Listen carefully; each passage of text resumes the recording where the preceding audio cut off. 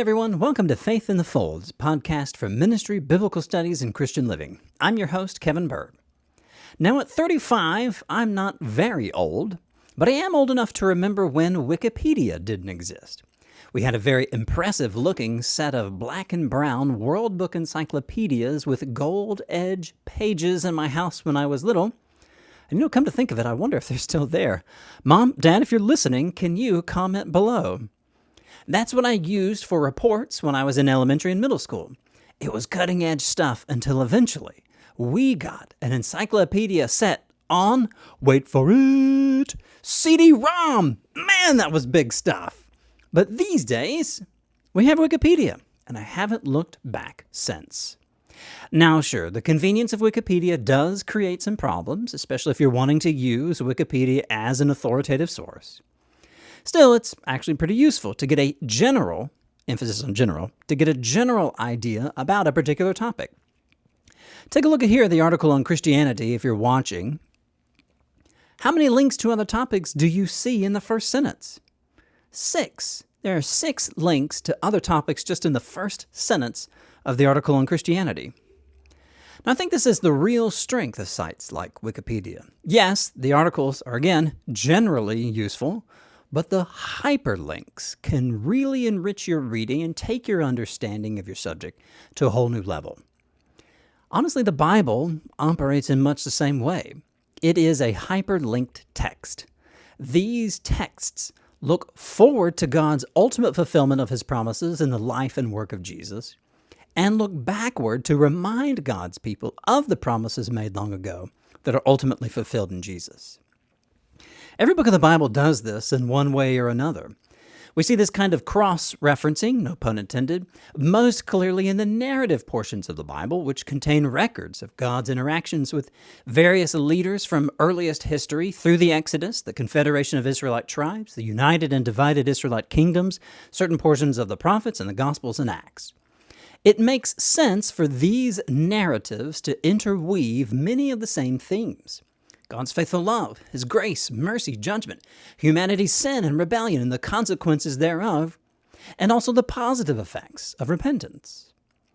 But this isn't true of just the narratives. Look at the Psalms. How many times did the earliest Christians appeal to certain Psalms to understand the events they experienced or what happened to Jesus? Now sure, this probably doesn't surprise you, especially if you've grown up in church. But did you know the book of Proverbs is hyperlinked in much the same way? Yes, Proverbs refers to things in the past and foreshadows things to come in the future, but in a way unlike the rest of the Old Testament. Let me introduce you to Lady Wisdom, and in just a bit, she's going to tell us about Jesus. One of the first things we need to keep in mind about the book of Proverbs is that the primary audience for Proverbs is a young man. Proverbs 1, verse 8 makes this clear. Hear, my son, your father's instruction, and do not forsake your mother's teaching. Now, obviously, the wisdom of Proverbs is available to everyone, but if we keep in mind the primary audience of Proverbs is a young man, it's easier to understand one reason for why wisdom is personified throughout Proverbs as a woman worth getting to know. Old Testament scholars often refer to her as Lady Wisdom. Another reason why wisdom is personified as a woman is this. In Proverbs 1, verse 20 and following, the Hebrew word for wisdom is grammatically feminine, kind of like how la mesa, Spanish for the table, is also grammatically feminine. This fact of Hebrew grammar is another reason why wisdom is personified as a woman. Now let's take a look at Proverbs 1, verses 20 through 21. Wisdom cries out in the street. In the squares, she raises her voice. At the busiest corner, she cries out. And at the entrance of the city gates, she speaks. Later on in Proverbs 9, verses 4 through 6, Lady Wisdom herself speaks. Whoever is simple, let him turn and hear. To him who lacks sense, she says. Come, eat of my bread and drink of the wine I have mixed. Leave your simple ways and live and walk in the way of insight. Here, at the beginning of Proverbs, And let me say that the first 9 chapters of Proverbs form a long introduction to the entire book. The real collection of Proverbs doesn't actually start until chapter 10. So here, at the beginning of Proverbs, Lady Wisdom invites us to listen, and to listen well. We reject her invitation at our own peril, and to borrow a line from Monty Python, it's perilous peril. In the course of this introduction, Lady Wisdom gets to say a little more about herself. And this is where things start to get interesting. Let's check out Proverbs 8, verses 22 through 31. I'll read selections from these verses, and let's pay careful attention to how Lady Wisdom works hand in hand with God. The Lord created me at the beginning of his work, the first of his acts long ago. Ages ago I was set up, at the first, before the beginning of the earth. When there were no depths I was brought forth, when there were no springs abounding with water. Before the mountains had been shaped, before the hills I was brought forth. When he had not yet made earth and fields, or the world's first bits of soil. When he established the heavens, I was there. When he drew a circle on the face of the deep, when he made firm the skies above, when he established the fountains of the deep, when he assigned to the sea its limit so that the waters might not transgress his command. When he marked out the foundations of the earth, then I was beside him like a master worker. And I was daily his delight, rejoicing before him always, rejoicing in his inhabited world and delighting in the human race. Now, according to these verses, Lady Wisdom existed before the creation of the earth, and she was there with God, creating both heaven and earth like a master worker. And Proverbs isn't the only work that details wisdom's hand in creation. In the 1st century BC, a popular work attributed to Solomon, but obviously written long after his death, takes a deep look at God's wisdom and also personifies wisdom. The result is similar, but also exceeds what Proverbs says to some degree. Now, even though this book, called The Wisdom of Solomon, isn't in the Old or New Testament canon, it was very popular among Jews during the 1st century AD. By the way, you can find it if you have a Catholic Bible lying around. The narrator of this book speaks as if he were Solomon. So listen to what he says about wisdom in chapters 7 and 8. For it is God who gave me unerring knowledge of what exists, to know the structure of the world and the activity of the elements, the beginning and end and middle of times, the alternations of the solstices and the changes of the seasons, the cycles of the year and the constellations of the stars, the natures of animals and the tempers of wild animals, the powers of spirits and the thoughts of human beings, the varieties of plants and the virtues of roots. I learned both what is secret and what is manifest, for wisdom, the fashioner of all things, taught me. There is in her a spirit that is intelligent, holy, unique, manifold, subtle, mobile, clear, unpolluted, distinct, invulnerable, loving the good, keen, irresistible, beneficent, humane, steadfast, sure, free from anxiety, all-powerful, overseeing all, and penetrating through all spirits that are intelligent, pure, and altogether subtle.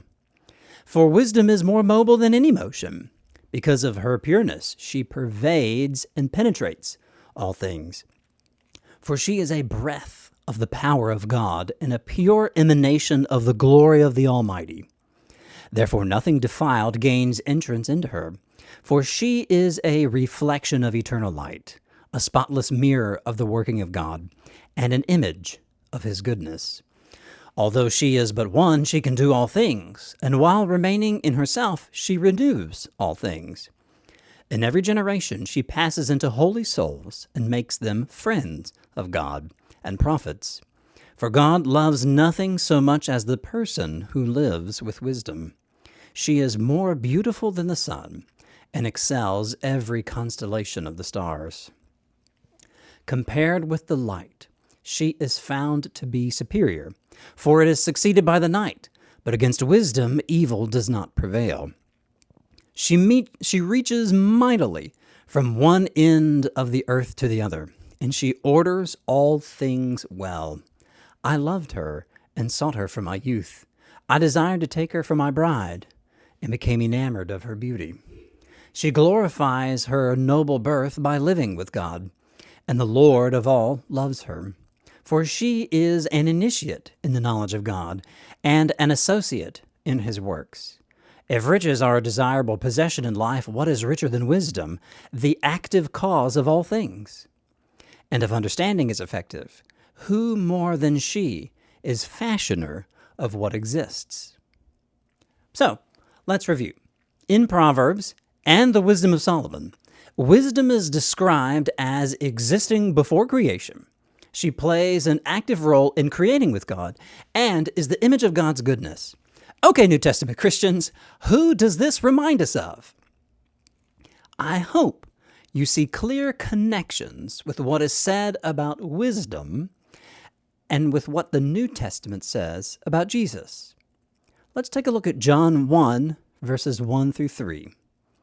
In the beginning was the Word, and the Word was with God, and the Word was God. He was in the beginning with God. All things were made through him, and without him nothing was made that has been made. John makes this clear. Jesus was in the beginning with God and created the world with God. But we could also turn to Colossians 1, verses 15 through 19. He is the image of the invisible God, the firstborn of all creation. For by him all things were created in heaven and on earth, visible and invisible, whether thrones or dominions or rulers or authorities. All things were created through him and for him. And he is before all things, and in him all things hold together. And he is the head of the body, the church. He is the beginning, the firstborn from the dead, that in everything he might be preeminent. For in him all the fullness of God was pleased to dwell. In these verses, Jesus is the image of God, and once again, Paul tells us he created all things with God. The book of Hebrews also says similar things about Jesus. Hebrews 1, verses 1 through 3. Long ago, and at many times and in many ways, God spoke to our fathers by the prophets. But in these last days he has spoken to us by his Son, whom he appointed the heir of all things, through whom he also created the world. He is the radiance of the glory of God, and the exact imprint of his nature, and he upholds the universe by the word of his power. After making purification for sins, he sat down at the right hand of the Majesty on high. Now, occasionally, a certain book of the Bible will make a unique contribution to our understanding of Jesus. Here's an example. The Gospel of John reports a series of I am statements by Jesus that are unique to his gospel. Jesus says in the Gospel of John, I am the resurrection and the life. I am the way, the truth, and the life. I am the vine, and so on. Another example is this. The book of Hebrews is the only book in the New Testament that describes Jesus as a priest in the order of Melchizedek. If we didn't have the Gospel of John or Hebrews, we might not understand how Jesus fits or operates in these ways.